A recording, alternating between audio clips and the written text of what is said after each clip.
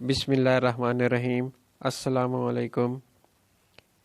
آج کا ٹاپک پیٹ میں جو گیس پیدا ہوتی ہے اس پر ہے۔ گیس تقریباً ہر دوسرا بندے کو گیس کا سامنا کرنا پڑتا ہے اور پیٹ میں گیس بنتی رہتی ہے۔ گیس بذات خود کوئی مرض نہیں ہے۔ گیس بننے کی اصل وجہ کھانے میں بے اعتدالیاں ہیں۔ وقت بے وقت کھانا، جو ملا جیسے ملا جہاں گئے، جس نے جو بھی پیش کر دیا بس کھاتے گئے، اور کھانے کے بعد کوئی کام کاج نہیں کرنا، کوئی بھاگ دوڑ، کوئی ورزش، کچھ بھی نہیں، بس بیٹھ گئے یا سوشل میڈیا پر مصروف ہو گئے، کمپیوٹر میں یا موبائل پر مصروف ہو گئے، کوئی کام کاج نہیں کرنا۔ اس طرح غذا ہضم نہیں ہو پاتی اور معدے میں اور پھر معدے سے نکل کر آنتوں میں پڑی رہتی ہے۔ اور جان لیں کہ جو ہم کھاتے ہیں، جو غذا ہم کھاتے ہیں، اول وہ معدے میں ہضم ہوتی ہے اور اس کے ہاضمے کا کچھ عمل، باقی غذا کا کچھ عمل جا کے آنتوں میں ہونا ہوتا ہے، کچھ باقی غذا آنتوں میں جا کر ہضم ہوتی ہے۔ اس سارے عمل کو تقریباً 3 سے 4 گھنٹے لگتے ہیں مکمل ہضم ہونے میں، اور یہ آنتیں جو ہمارے پیٹ میں موجود ہوتی ہیں، ان کی لمبائی تقریباً 25 سے 27 فٹ تک ہوتی ہے۔ یعنی آنتیں چھوٹی اور بڑی ملا کے 25 سے 27 فٹ تک لمبی ہیں، جو ہمارے پیٹ میں اللہ تعالیٰ نے ایک اچھے انداز میں فٹ کی ہوئی ہیں۔ اور یہ غذا جو ہے ان میں آ کر پڑی رہتی ہے اور وہاں باقی ہاضمے کا عمل وہاں وقوع پذیر ہوتا ہے۔ اسی طرح ابھی غذا آنتوں میں ہضم ہو رہی ہوتی ہے تو معدہ چونکہ خالی ہو جاتا ہے اور معدے سے غذا آنتوں میں منتقل ہو جاتی، لیکن ابھی آنتوں میں ہاضمے کا عمل جاری ہوتا ہے، اور ہم سمجھتے ہیں کہ چونکہ پیٹ خالی محسوس ہو رہا ہے اوپر سے تو ہم کھا لیں، ہم کھانا اور کھا لیتے ہیں، اور غذا پھر معدے سے کچھ ہضم ہو کر باقی پھر آنتوں میں چلے جاتی ہے۔ ابھی پہلی غذا وہاں پڑی ہوتی ہے اور نئی اور اس کے اوپر ہم ڈال دیتے ہیں۔ اس طرح غذا میں توفن پیدا ہو جاتا ہے، اور اسی توفن کے نتیجے میں اس میں سے گیس بننے لگتی ہے، اور یہ گیس پیٹ میں گھومتی رہتی ہے، اور یہی متفن غذا جو ہے گیس کا سبب ہے۔ اور جن لوگوں کی گیس بننے کے ساتھ اور پیٹ سے گیس خارج بھی ہوتی رہتی ہے، وہ اپنے آپ کو بڑے تندرست سمجھتے ہیں، اور ان کے خیال میں گیس کا خارج ہونا تندرستی کی علامت ہے۔ اور جن لوگوں کی گیس پیٹ میں بنتی تو ہے لیکن خارج نہیں ہوتی، وہ بیچارے بڑے تنگ نظر آتے ہیں۔ گیس پیٹ میں گھومتی رہتی ہے پر خارج نہیں ہوتی۔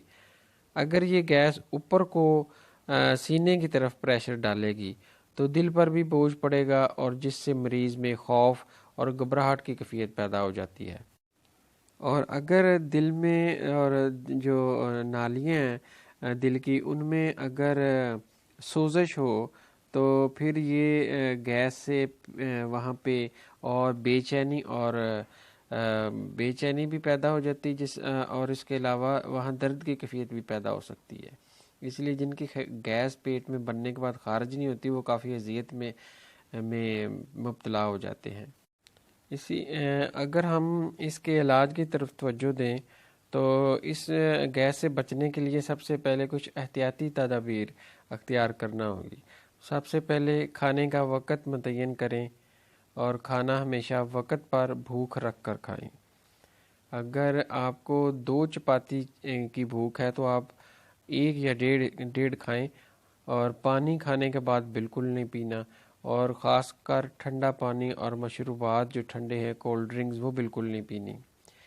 اور بہتر ہے 30 منٹ پہلے کھانے سے 30 منٹ پہلے 1 گلاس پانی سادہ پی لیں، اور کھانے کے درمیان صرف آپ 1 سے 2 گھونٹ پانی پی سکتے ہیں، اور اس کے بعد پانی بالکل نہیں پینا۔ جب غذا ہضم ہو جائے یعنی 3 گھنٹے بعد آپ چاہے 3 4 گلاس پانی پی لیں تو یہ آپ کو گیس کا مسئلہ نہیں ہوگا۔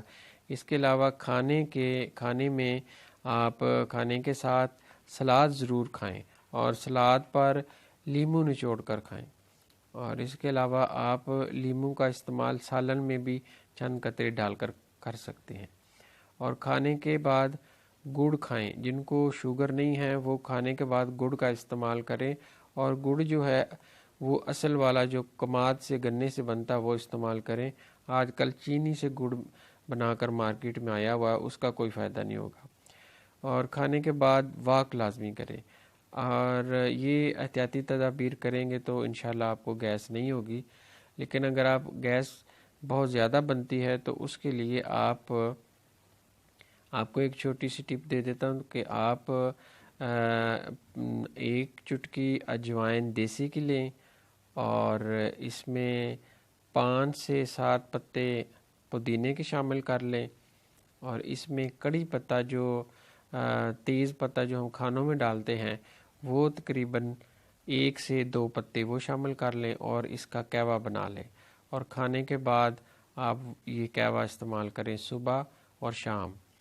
اور یہ دھیان رہے کہ یہ قہوہ جو ہوتا ہے یہ تاثیر کے لحاظ سے گرم ہے، اور جن کو جگر کے امراض ساتھ ہوں تو وہ یہ قہوہ استعمال نہ کرے، وہ صرف احتیاطی تدابیر جو ہیں وہ اگر پوری کرے تو انشاءاللہ ان کو گیس کا جو مسئلہ ہے یہ بغیر دوائی کے بھی ٹھیک ہو سکتا ہے۔ اس میں کھانے کا پرہیز ہے۔ اور اس کے علاوہ کچھ بادی چیزیں جیسے آلو ہے، مٹر، گوبھی اور بیسن، چنے کی دال، چنے، یہ بادی چیزوں سے بھی پرہیز کریں تاکہ یہ گیس کا مسئلہ جو ہے اس سے بھی پیدا ہوتا ہے، اور پرہیز لازمی کریں۔ یہ تھی جی گیس کے متعلق ٹپس اور انفارمیشن۔ انشاءاللہ ملتے ہیں نیکسٹ ویڈیو میں۔ اپنا خیال رکھیے گا اور دعاؤں میں یاد رکھیں۔ آپ کے قیمتی وقت کا شکریہ۔ السلام علیکم ورحمۃ اللہ وبرکاتہ۔